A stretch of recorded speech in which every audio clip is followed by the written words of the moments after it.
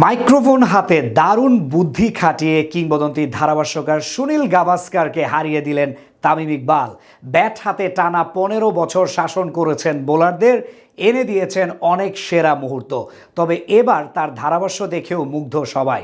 সেখানেই ভারতীয় কমেন্টেটরদের সাথে নিয়েছিলেন এক কঠিন চ্যালেঞ্জ। বিপরীতে সবাইকে তাক লাগিয়ে তা জিতে নিলেন টাইগার ওপেনার। সাথে আরও একবার প্রমাণ করলেন নিজের যোগ্যতা। ভারত বাংলাদেশের ম্যাচে তামিম গাভাস্কারের সেই লড়াই নিয়ে বাকিটা জানবো রিপোর্টে। যে পারে সে সবই পারে কথাটা বেশি প্রচলিত হয় সম্ভবত আমাদের দেশে। তবে তার এক বড় উদাহরণ হতে পারেন তামিম ইকবাল। ব্যাট হাতে দেশের ইতিহাসে অনন্য সব রেকর্ড গড়েছেন, সাথে সর্বকালের সেরা ওপেনারে পরিণত হয়েছেন। টানা 15 বছর এককভাবে রাজত্ব করার পর এবার মাইক্রোফোন হাতেও নিজের দায়িত্বটা ঠিক সেরাদের মতোই পালন করছেন। এবার সেখানেই দারুণ এক ট্যাকটিস দেখিয়ে হারিয়ে দিলেন কিংবদন্তি ধারাভাষ্যকার সুনীল গাভাস্কারকে। আন্তর্জাতিক ক্রিকেট থেকে এখনও অবসর নেননি তামিম, তবে মাঠের মানুষ তো আর মাঠের বাইরে থাকতে পছন্দ করেন না, যেটা তিনিও করেননি। নতুন দায়িত্বে নিজেকে হাজির করালেন এই ওপেনার। ভারতের মাটিতে ধারাভাষ্য কক্ষে উপস্থাপন করলেন নিজেকে। প্রথমবারের মতো বিদেশের মাটিতে ধারাভাষ্য দিচ্ছেন খান সাহেব। যদিও এর আগে বিপিএল ও নিউজিল্যান্ডের বিপক্ষে ঘরের মাঠে সিরিজে দেখা গিয়েছিল খানিকের জন্য, তবে এবার বিরাট কোহলিদের দেশে একজন পুরোদস্তুর ধারাভাষ্যকার হিসেবেই নিজের পরীক্ষা দিচ্ছেন, যে পরীক্ষায় এখন পর্যন্ত বলা চলে শতভাগ পাশ করেছেন তিনি। ক্যারিয়ারের পুরো সময়ে একজন মেধাবী ক্রিকেটার হিসেবে খ্যাতি অর্জন করেছেন, তার সাথে বুদ্ধি খাটিয়ে অনেক বোলারকেই শাসন করেছেন। এছাড়া দীর্ঘ 3 বছর টাইগার ওয়ানডে দলের নেতৃত্ব কাঁধে নিয়ে অনেক ম্যাচ জিতিয়েছেন।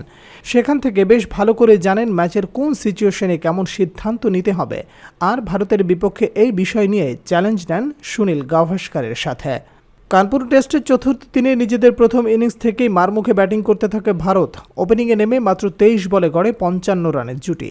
এরপর 3 নম্বর পজিশনেও একই অ্যাপ্রোচে ব্যাট করতে থাকেন দুই ব্যাটার জয়সওয়াল ও শুভমান গিল। ঠিক তখনই আগ্রাসী ব্যাটিং দেখে তামিম গাভাস্কারকে প্রশ্ন করেন, চতুর্থ উইকেটে বিরাট কোহলিকে না নামিয়ে ঋষভ পান্টকে ব্যাটিংয়ে নামাবে কিনা ভারত। প্রতিউত্তরে গাভাস্কার বললেন, এটা কখনোই সম্ভব না। বিরাট 4 নম্বরে অনেক ম্যাচ খেলেছেন, তাই কোচ গৌতম গম্ভীর তাকেই পাঠাবে। কিন্তু তামিম খেলার অবস্থা বুঝে বারবার বললেন ঋষভকেই ভারতীয় কোচ ব্যাটিংয়ে পাঠিয়ে দেবে। পরবর্তীতে দেখা যায় জয়সওয়াল আউট হলে চতুর্থ উইকেটে বিরাট নয়, ঋষভ পান্তই ব্যাটিং করতে আসেন। অর্থাৎ এই যাত্রায় নিজের ট্যাকটিক্স দেখিয়ে গাভাস্কারের বিপক্ষেও চ্যালেঞ্জ জিতে নেন তামিম। সাথে আরও একবার প্রমাণ করলেন তার গেম সেন্স কতটা তীক্ষ্ণ বাকিদের তুলনায়। শুধু এই ঘটনাই না, চলমান ম্যাচে কয়েকবার দেখা গেছে তামিমকে দারুণ দক্ষতার সাথে ম্যাচ বিশ্লেষণ করতে। এমনকি খুব সহজে হার্ষা ভোগলে, রবি শাস্ত্রীদের মতো কিংবদন্তিদের সাথে ধারাভাষ্য কক্ষেও নিজেকে মানিয়ে নিয়েছেন, যেটা দেখে সবাই প্রশংসা করেছেন।